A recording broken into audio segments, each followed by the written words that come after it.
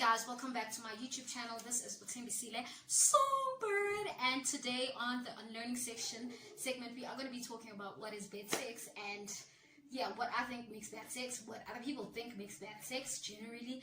It was a question that I posted on Facebook, so let's start this video. Something like that. So I think first and foremost, I think men, whether we may like to believe this or not, but men generally have more pressure when it comes to sex to kind of like deliver, because one, a woman can come 10 times and the party can still go on, right? But as for men, if dude comes, the party's literally over like after 2 minutes or whatever, that whole 2 minutes and then noodles, whatever. So, and for that reason, I think that's also one thing that for me makes bad sex, and of course there are ways and means like exercise, eating clean, making sure you exercise and all those things so that you stay a little bit longer. So, but I seek out. That's just a personal decision. If you're happy about being 2 minutes, 1 minute, 2 seconds, it's fine. And when you're alone, I think 2 minutes goes in. It's okay when you're alone. But when you have another human being next to you, man, let's not disrespect each other like that, as a human species. I mean, we are already going through so much. Life is giving us so much. So let's not disrespect each other in that manner. So for me, I think first and foremost, men need to really sort out themselves first when it comes to that regard, because they have more pressure when it comes to sex.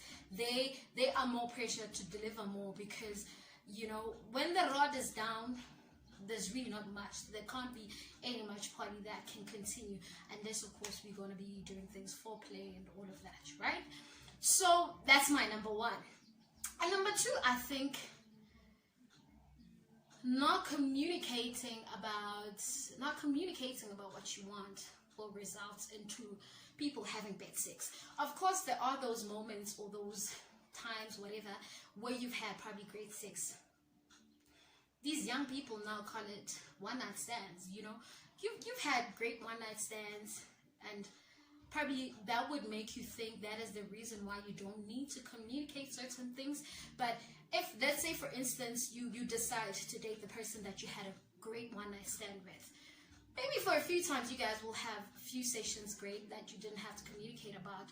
But generally, as the relationship grows, you're going to have to communicate about it and, about certain things, because ispak apparently siafa, so you generally have to talk about it. And I think one of the things is talking about it, have transparent conversations regarding sex. And also, I feel like we still have adults. There's probably adults who are going to be cringing while watching this bit. You can't be really a 35-year-old, 30-year-old, 20-something-year-old who still cringes when we talk about sex, because you're supposed to be talking about these things, we're supposed to be talking about these things. And so I think when you decide to participate in sexual intimacy, one of the things you should know is that you should not be afraid to express yourself. A friend of mine posted something the other day on Facebook, and she said that if you are uncomfortable about telling somebody how you want to be sexed, then you should not even be considering having sex with that person, because, darling, why are you trying to take off your clothes with somebody you can't even talk about it? Because talking about it should be easy, rather than you doing it. And after probably talking about it, it would probably even be more easier to do it, So I posed this question on Facebook. Please follow me there if you aren't following me there. I think I'm more consistent there compared to my other social platforms. I'm not really big on Twitter, but I'm starting to kind of like graft myself in. Tams Songbird SA on Twitter. Please follow me on Instagram. I think I forgot my handle. But I normally go on Insta just to post a cute picture and stuff. No, I get used to it and stuff. But I'm more consistent and more vibey there on Facebook. So on Facebook, I'm Uthembisile Songbird. Please follow me. So I posed this question on Facebook, and my friends shared their views. Some were very interesting, some were very mouthful, and I'm going to read some of those comments to you guys and obviously share my views, and also you share your views as well as what's the bad sex that you've had, what do you think you regard as bad sex. And yeah, I'm not going to read out their names, but one lady said, bad sex is when both or one of you is left unfulfilled. So okay, that makes sense, right? Okay, let me finish up. Sex should be an act of serving each other selflessly. The performance, for lack of a better word, has got nothing to do with the individual, but each must strive to satisfy the other, and that can only be achieved by knowing what the partner's sexual needs are. With that being said, it is disrespectful for a man to think that humping and puffing till his sweat gets in the partner's eyes is good sex. And it's disrespectful for a woman to just lie there like a Woolies grilled chicken. Communication is key. Yeah, I think she just highlighted on the first comment that I said. So I agreed. This was my favorite comment because I just felt like it covered everything basically, you know. It should be an act of serving each other, and if when your goal is to just come, just already know that you're giving out bad sex. You know what I'm saying? If already when your goal, you really just don't care. Like if you just don't care, you're giving out bad sex. You know what I'm saying? If you don't even see that the other person is not enjoying, you know, and talking in between the acts. I mean, read people's bodies, you know. If you think humping and you're sweating when I'm out, hey, I know this was good, and then you're lying to yourself. You're lying to yourself. And stop that thing when you are told, I think you need to do 1, 2, 3 to me, and then you guys get mad. Why y'all do that? I mean, why do you get mad when your woman says, no, I don't like it when you do this, can you try doing it a certain way? You know, because I was. And also, guys, what works for other people will not work for your partner. So if you are doing the same thing to 10 women, well, I hope you're not having sex with 10 women or 10 men, but if you're literally doing the same thing, you're having bad sex. And generally, I think it's okay maybe to do a certain style because you love it, it makes you feel a certain way with everybody that you have sex with, but it can't always be that. And you know, give people a chance, you know, like we need to communicate. So if like meet somebody halfway, if you're gonna come with a doggy because it's your favorite, and then like also find out what the other person likes. Don't be ditching out doggy all the flipping time. What are we? Oh, sporty.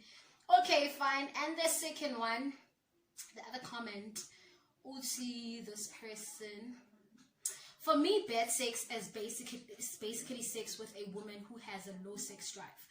You know, and I think I also mentioned this earlier that when you're about to have, generally, I think when you're in a phase of starting a relationship, these are things, I'm assuming everybody talks about these things, that before you get in a relationship with someone, you should know how big is their appetite, you know, how much is their need for sex.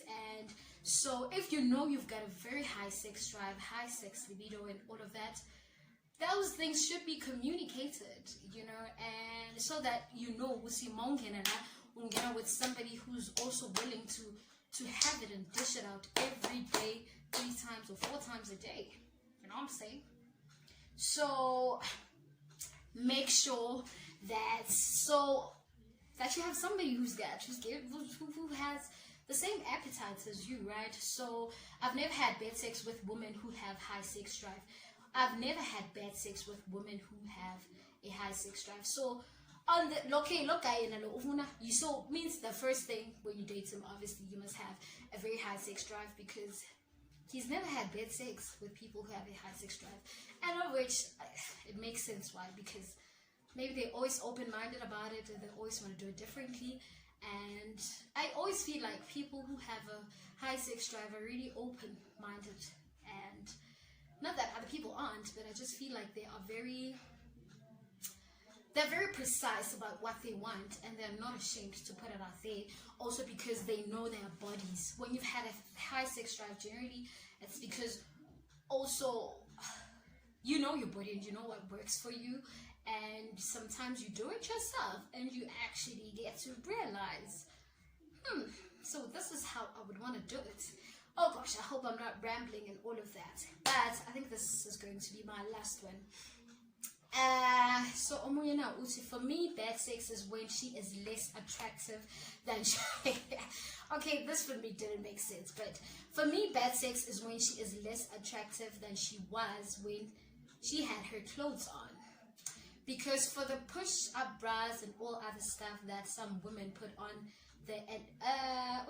because of the push-up bras and all the other stuff that some women put on to enhance their looks, they usually create a false expectation in a man's head. Hey, I don't know how to feel about that.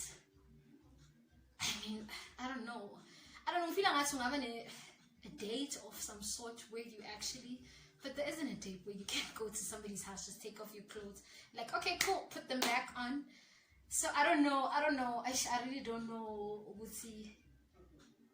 Yeah, but I mean, who doesn't know this thing? I mean, it's talking about tights, it's talking about push-up bras. So, I think that shouldn't even be considered as sex, because sex, it just means you're unattracted to me. Basically, that's what it means. It's not even about sex. It just basically means you are unattracted to me, and yeah, you find me unattractive, so don't have sex with me. I mean, also, if it's kumulile and you feel like, oh girl, your tummy too big for me, then let's leave it. Also, now guys, I really, especially with men, I really feel like like there's really no pressure to lie. There's never a pressure or a time or a good enough reason to lie. Like, and no matter so feeling like, oh, it's too late. It's never too late. If we are all chilling and you feel to you, look, my pictures, it's not what I'm seeing in person. You're allowed to change your mind here and there. Like, when are we going to be adults who can dish out the truth? This is you can dish it out respectfully. I'm not saying or whatever, but like, dish it out in a respectful manner, and let's just move on. If I'm too ugly for you, I'm too pretty for somebody else, let's just move on. Like, there's no pressure. If you feel like you're not sexually attracted to me like you thought you would be when you meet me, then let me know. Make up an excuse of something, but don't continue with the deed as if you're enjoying or not, hey? So I hope I wasn't rambling and all of that, but yeah, basically, yeah, so that's what I think. That's what I think what bed sex is and what other people's opinions about bed sex is. So yeah, I think we'll hook up in the next video. Thank you so much for watching. Please like and subscribe if you haven't. If you were passing by and you happen to like this video, please, by all means, please subscribe. Please stay. And yeah, thank you so much for watching. Ciao.